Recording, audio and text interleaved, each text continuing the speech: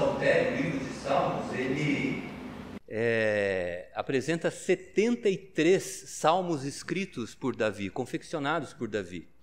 Se nós considerarmos que o livro possui 150 salmos, praticamente metade do Saltério é de composições, são de poesias escritas pelo rei Davi. E neste salmo, o rei ele expressa a sua gratidão pelo cuidado pastoral de Deus. O título do editor, aquele que confeccionou a Bíblia, que está aí em negrito, escreve: "O Senhor é o meu pastor". Esse é o título do editor. O título do salmo é o que está em itálico, como eu mencionei. O título original, que vem do hebraico, Salmo de Davi. Eu acho que o editor, é claro que o texto vai falar do pastoreio do Senhor sobre o seu rebanho, sobre o seu povo, que somos nós, mas o salmo ele enfatiza mesmo a gratidão do rei por esse cuidado de Deus sobre a sua vida e a vida do seu povo. Sobre o contexto do salmo, nós não temos como precisá-lo, como dizer com exatidão em que momento da sua vida Davi o escreveu. Quando os salmos que nós conhecemos o contexto, normalmente ele vem escrito no título também. Por exemplo, o Salmo 3, só para a gente ter uma ideia, o título do salmo é assim: Salmo de Davi, aí vírgula, quando fugia de Absalão, seu filho. Então, no momento em que ele estava passando por essa circunstância de fuga, seu filho se voltou contra ele, estava fugindo do seu filho, ele escreveu o Salmo 3. Mas o Salmo 23 não tem nenhuma observação acerca do momento em que ele foi escrito. Todavia, eu me alinho a João Calvino, que no seu comentário sobre o Salmo 23, João Calvino, só para que vocês tenham uma ideia, ele é da segunda geração de reformadores. A reforma, o momento inicial da reforma, que é considerado 31 de outubro de 1517, quando Lutero fixou lá na Catedral de Wittenberg as 95 teses que ele não concordava com a igreja da época. Então, Calvino não foi da geração de Lutero. Calvino foi de uma segunda geração. Calvino já nasceu em 1509.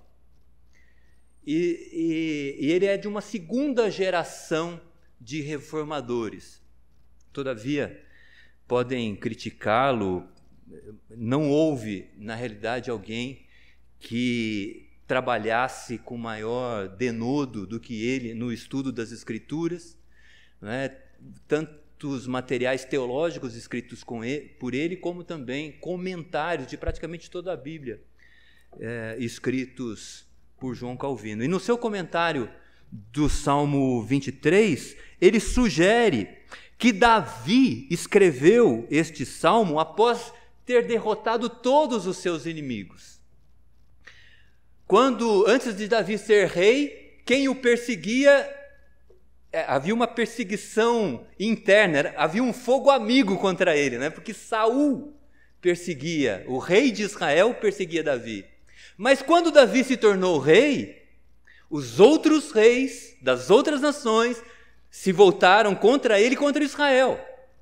E Calvino sugere que depois de Davi ter derrotado todos os seus inimigos, Israel ter alcançado a sua máxima extensão territorial, quando havia paz, quando havia prosperidade sobre o reino, quando havia conforto, foi nesse contexto, jamais experimentado por Israel, contexto de paz, de prosperidade, foi nesse contexto que Davi escreve este salmo, se deleitando em Deus pelo seu sustento, pelo seu cuidado, por todas as bênçãos que ele havia recebido, se alegrando no Senhor. Sabe, irmãos e irmãs, é muito fácil nós nos esquecermos de Deus quando as coisas vão bem, quando há tranquilidade. Eu percebo isso na minha vida. Quando eu estou passando por uma dificuldade, quando eu estou triste por alguma situação, eu coloco essa questão diante de Deus em oração, eu oro de manhã, à tarde, à noite, eu leio a Bíblia, mas quando as coisas ficam confortáveis, hoje não deu para ler a Bíblia, o dia foi muito corrido, não deu para orar. Davi não. Davi, considerando esse contexto, né, em que havia tranquilidade, havia paz, foi aí que ele parou para dar o crédito de tudo o que ele estava vivendo a Deus. Ele não permitiu que a prosperidade intoxicasse o seu coração, o deixasse soberbo. Afinal de contas, ele era o maior soberano da sua época. Israel estava dominando praticamente a região. Era o reino mais poderoso. Ele estava cercado de riquezas e glória, aplaudido de todos os lados. E nesse momento, ele revela seu coração de servo. Ele revela sua humildade, parando para escrever este salmo de gratidão a Deus por todas as bênçãos. Ele usa duas metáforas para enaltecer o Senhor neste salmo, para enaltecer o cuidado pastoral de Deus para com a sua vida.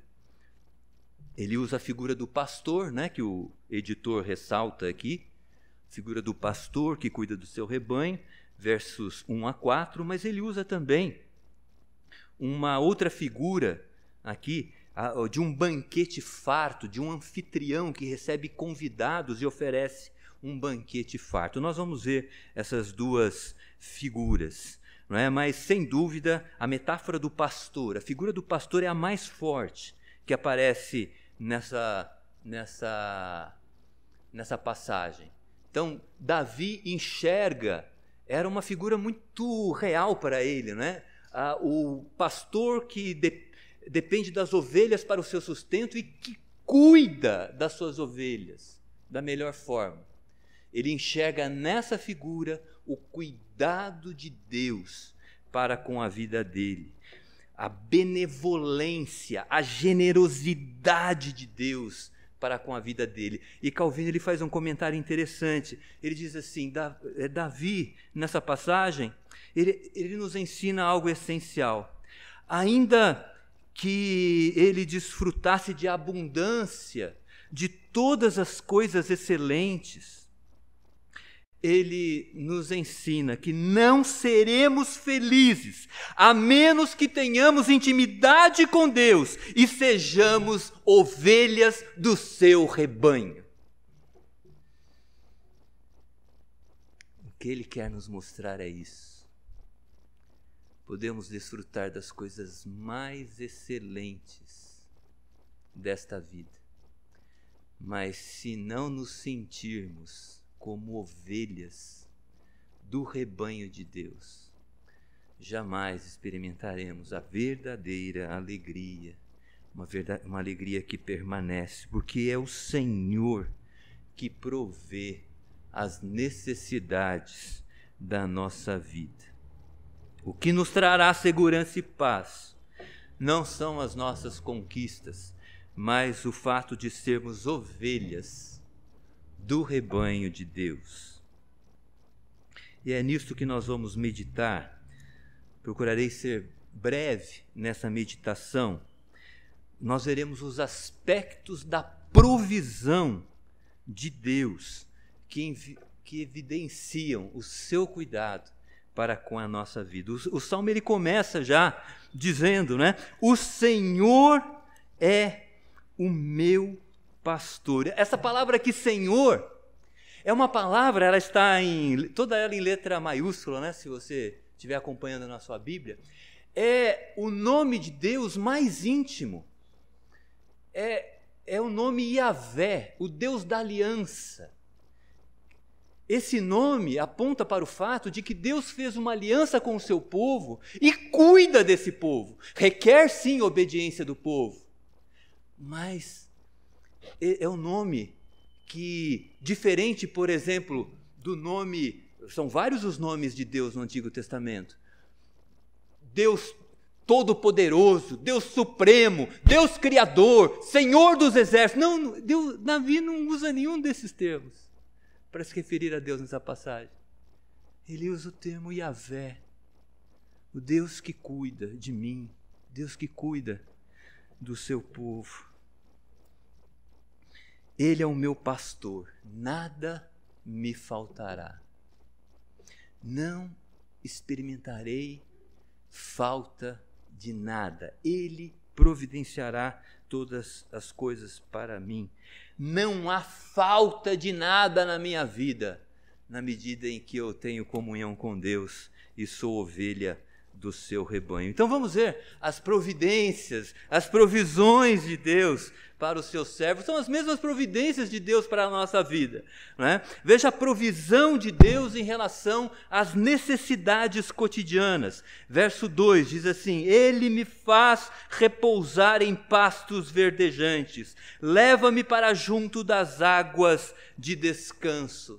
Então ele está pensando na figura do pastor, conduzindo as suas ovelhas, levando as suas ovelhas para pastos de grama verde, levando as suas ovelhas para águas de descanso. Perceba, águas de descanso são águas tranquilas, porque a ovelha não consegue beber água quando a correnteza é forte, quando o fluxo de água é contínuo e forte. Não, ele leva as suas ovelhas para águas tranquilas, para águas de descanso. Isso é muito significativo, porque nós estamos falando de uma região que é conhecida pela sua aridez, é conhecida pela sua falta de mananciais de água. Mas apesar de toda essa diversidade, o pastor leva as suas ovelhas para pastos verdes, para águas tranquilas. Assim também Deus faz conosco. Ele provê as nossas necessidades diárias, as nossas necessidades cotidianas, mesmo quando o quadro é adverso. E por isso, o texto diz aqui na sequência: refrigera-me a alma. O termo alma em hebraico é nefesh. Ele pode ser, a palavra nefesh pode ser traduzida por alma, mas pode ser traduzida também por fôlego, por ânimo, por vigor. Eu sou inclinado a interpretar essa palavra nesse contexto aqui por ânimo, por vigor, porque a ovelha não tem alma. Quando o texto diz refrigera minha alma, a ideia é restaura-me o vigor. Deus provê as nossas necessidades básicas, necessidades físicas, necessidades espirituais, necessidades emocionais, e dessa maneira Ele nos restaura, para a gente seguir em frente, para a gente produzir, para a gente trabalhar, para a gente ser bênção.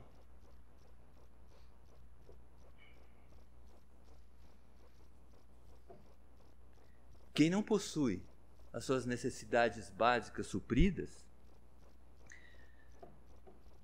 quaisquer que sejam, não tem ânimo, não tem disposição,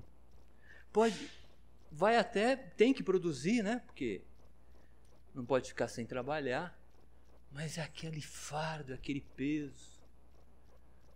No Senhor não. Ele nos dá ânimo, Ele nos dá fôlego, Ele refrigera a nossa alma, Ele nos renova, Ele nos restaura, nos dá energia.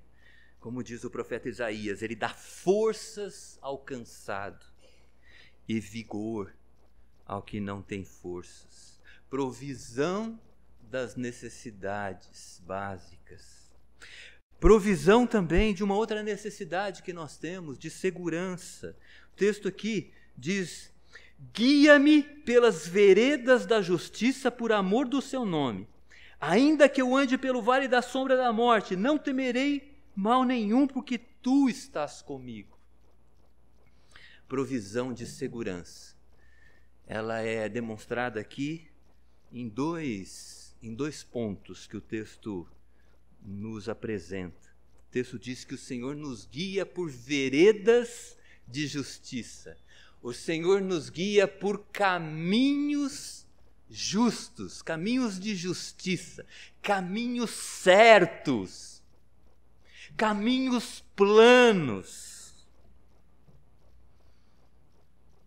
É muito relevante isso daqui. Ele está olhando para o pastor conduzindo o seu rebanho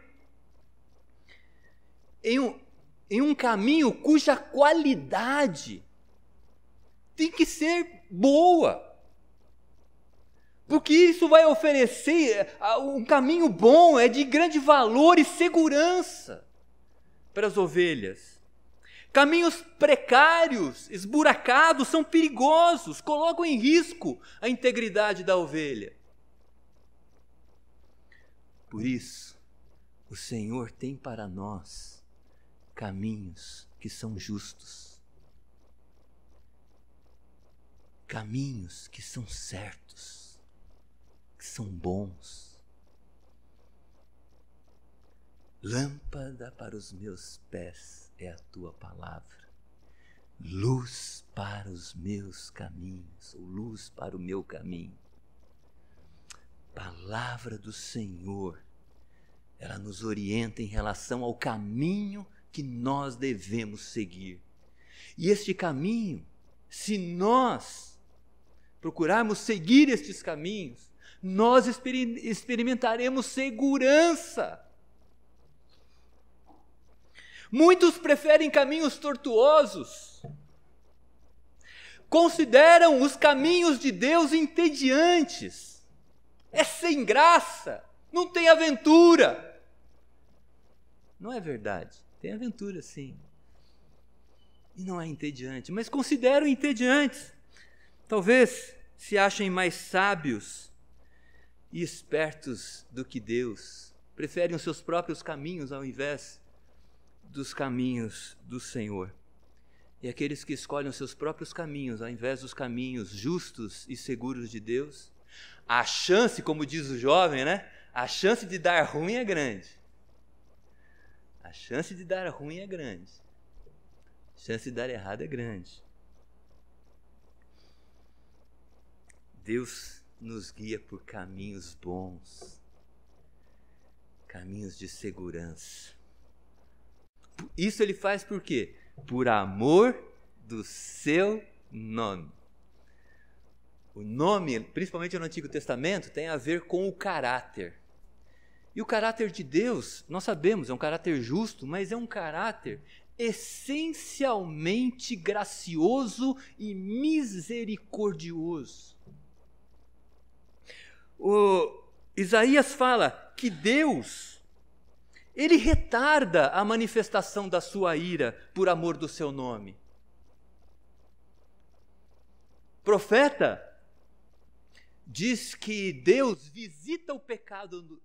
É um texto polêmico, mas eu quero que a gente verifique aqui como Deus é misericordioso em relação a qualquer outra virtude que Ele possua, que Ele possui. Não é? Mas o texto diz assim, que Deus, Ele visita o pecado dos pais nos filhos até a 3ª e 4ª geração. Porém, Ele derrama a sua misericórdia até 1000 gerações sobre aqueles que o amam e guardam os seus mandamentos. O que eu quero enfatizar nesse texto é que a misericórdia de Deus, ela é infinita Sim, Deus, ele é justo e por vezes retribui os pecados conforme o merecimento deles.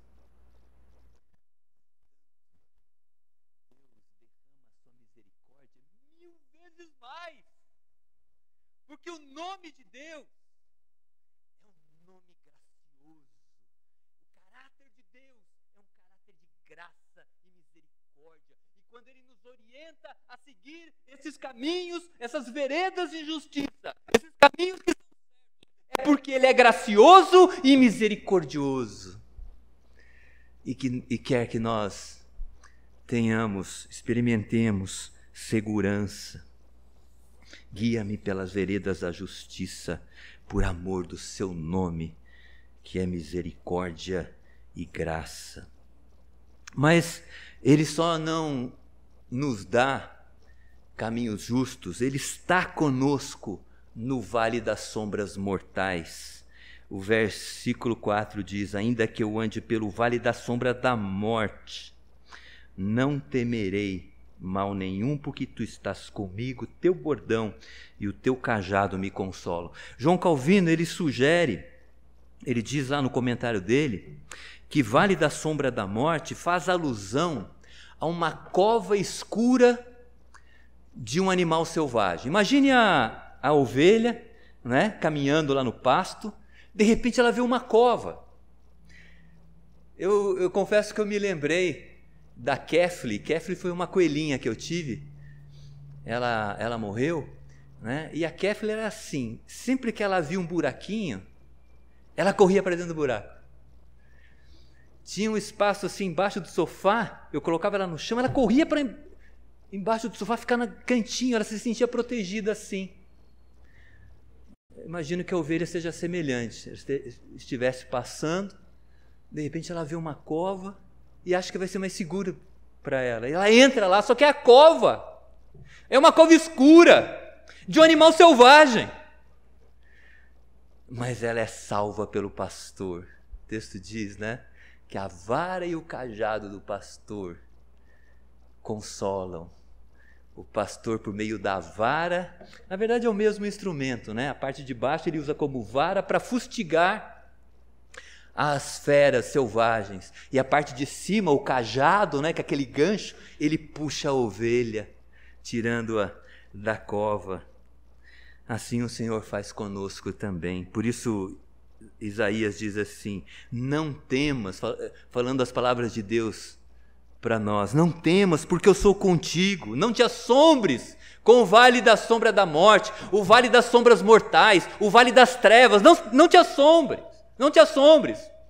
Quando você passar por eventualmente estiver passando e não houver como desviar da cova da fera selvagem, não te assombres, porque eu sou teu Deus, eu te fortaleço, te ajudo e te sustento com a minha destra fiel.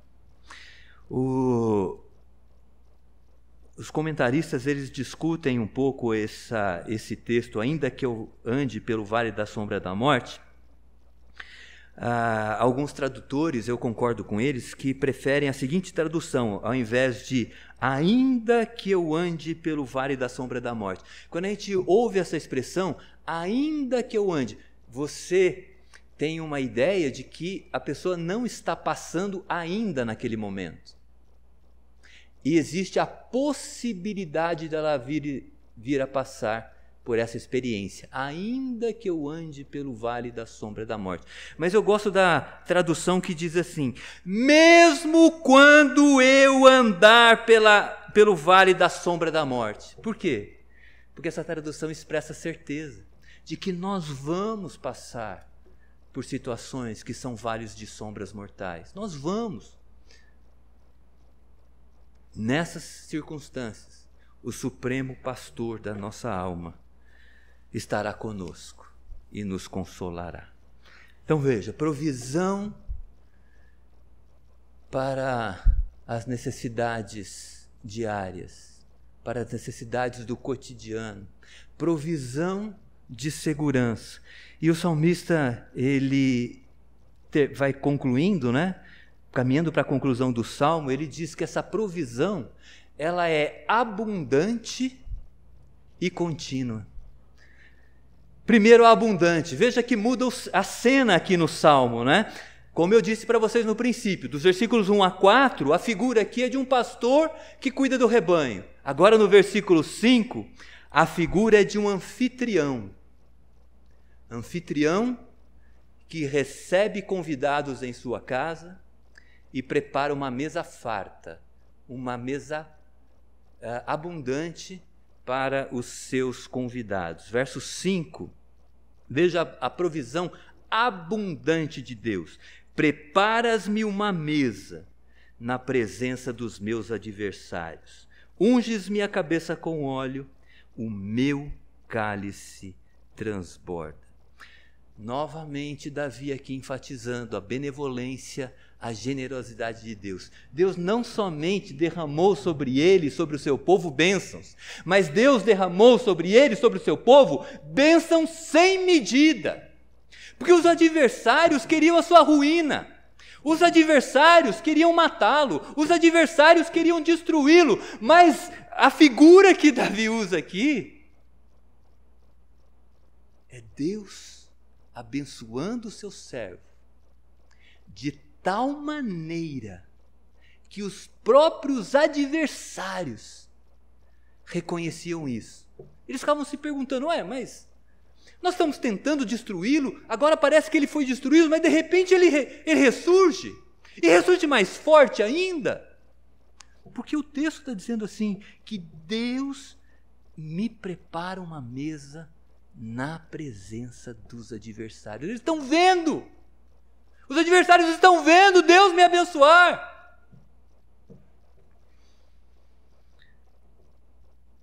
Seus inimigos percebiam as bênçãos de Deus sobre ele. E as figuras aqui expressam exatamente isso, né? Unges-me a cabeça com óleo. Essa unção de óleo perfumado, quando o hóspede entra, fazia parte da cultura daquela época, quando o hóspede, um hóspede importante, ele entrava na residência do seu anfitrião, o anfitrião lançava sobre ele um óleo perfumado, porque ele era um hóspede, um convidado de honra.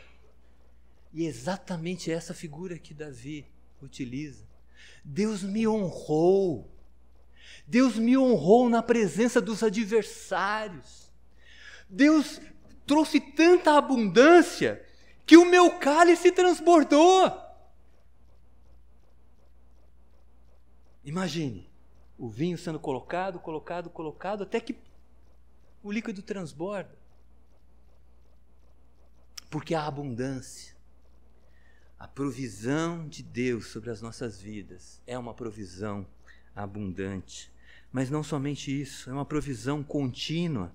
Olha o que a passagem nos apresenta. Bondade e misericórdia certamente me seguirão todos os dias da minha vida, até o final. Todos os dias da minha vida, a bondade de Deus. O que é a bondade de Deus? É o bem que Deus faz para toda a gente. Não importa se a pessoa é boa ou má, Deus é bondoso. Mateus fala que Deus faz nascer o sol sobre bons e maus. Faz cair a chuva sobre justos e injustos. Por quê? Porque Ele é bom. O texto também fala da misericórdia de Deus, que segue o salmista. Misericórdia, a palavra resete em hebraico. Essa misericórdia é o amor leal de Deus, amor fiel, inabalável, para com aqueles com quem Ele faz aliança. Deus não muda. É por isso que Jeremias, quando ele escreveu as suas lamentações, ele fala que as misericórdias do Senhor se renovam manhã após manhã, porque grande é a fidelidade de Deus. É o amor fiel de Deus. se renovando. O amor leal, o amor inabalável. E agora o verbo aqui é muito impressionante, porque o texto diz que bondade e misericórdia o seguirão todos os dias, até o final, continuamente. E esse verbo seguirão, em outros textos, é usado o verbo perseguirão, em português. Mas em hebraico, esse verbo ele é utilizado normalmente em contexto negativo. Quando o inimigo está perseguindo. E o inimigo tem aquele ânimo feroz, faca entre os dentes, para encontrar o servo de Deus e destruí-lo. Mas Davi usa esse verbo para dizer que Deus, sim, está com a faca entre os dentes, para te perseguir, para nos perseguir, mas para derramar sobre nós a sua bondade e a sua misericórdia. Pastor Hernandes Dias Lopes afirma que bondade e misericórdia são como dois guarda-costas de Deus, um de cada lado, para nos guardar. Provisão abundante e provisão contínua. Concluindo, este salmo ele expressa gratidão pela provisão divina. Deus, ele provê as nossas necessidades cotidianas. Deus provê a nossa necessidade de segurança, nos guiando por caminhos justos, veredas de justiça, caminhos certos. Deus provê a nossas necessidades de segurança, estando ao nosso lado, no perigo, sempre de forma abundante e contínua. Avaliando tudo isso, esse cuidado pastoral de Deus para com a sua vida, Davi faz uma promessa daqui no final do Salmo. Bondade, vou ler o versículo 6 novamente. Bondade e misericórdia certamente me seguirão todos os dias da minha vida, e aí ele faz a promessa. Eu habitarei na casa do Senhor para todo o sempre. Muitos tradutores preferem aqui o verbo voltarei. Eu voltarei para a casa do Senhor, para sempre. Eu que reconheço, habitar é difícil, né? Eu sei que talvez alguns até desejassem viver na igreja mesmo. Acho que prefiro viver na igreja porque lá eu vou ter mais paz. Mas não é essa a ideia. A ideia é de voltar sempre para a casa do Senhor, a fim de adorá-lo, para ser grato e conhecer todas as suas provisões, né? Então o texto nos deixa esse ensino, né, de que quem reconhece o cuidado pastoral de Deus sobre a sua vida, a menos que não tenha a possibilidade, deseja sempre voltar, deseja sempre estar na casa de Deus, para adorá-lo, até o final. Assim como a bondade e a misericórdia continuamente o acompanharão, ele deseja continuamente, até o final da sua vida, voltar, semana após semana, para iniciá-la na presença do Senhor e adorá-lo, porque Ele é o Deus que cuida de nós. Ele é o Deus provedor das nossas necessidades cotidianas, provedor das nossas necessidades de segurança, contínua e abundantemente, né? Por isso, eu queria só encerrar lembrando que hoje Deus realiza esse cuidado, continua realizando esse cuidado sobre as nossas vidas, só que através do bom pastor que é Jesus Cristo. Jesus Cristo, ele veio a este mundo e por meio dele Deus realiza o seu cuidado pastoral para com a nossa vida. Jesus Cristo conquistou isso por meio da sua vida, sem pecado, por meio da sua morte de cruz, pagando na cruz do Calvário o preço dos nossos pecados e conquistando para nós a vida eterna. Por isso, na liturgia, nós lemos o texto do bom pastor, que é Jesus Cristo. Por meio dele, Deus continua provendo as nossas necessidades, por meio do Messias, Jesus. Necessidades cotidianas, necessidades de segurança, contínua e abundantemente. Essa é a síntese. Eu queria que você saísse com esse resumo no seu coração. Deus, por meio de Jesus Cristo, seu Filho, nosso Salvador, cuida de nós. De que maneira? Supre as nossas necessidades cotidianas, supre as nossas necessidades de segurança, abundante e continuamente. Que Deus nos abençoe. Amém.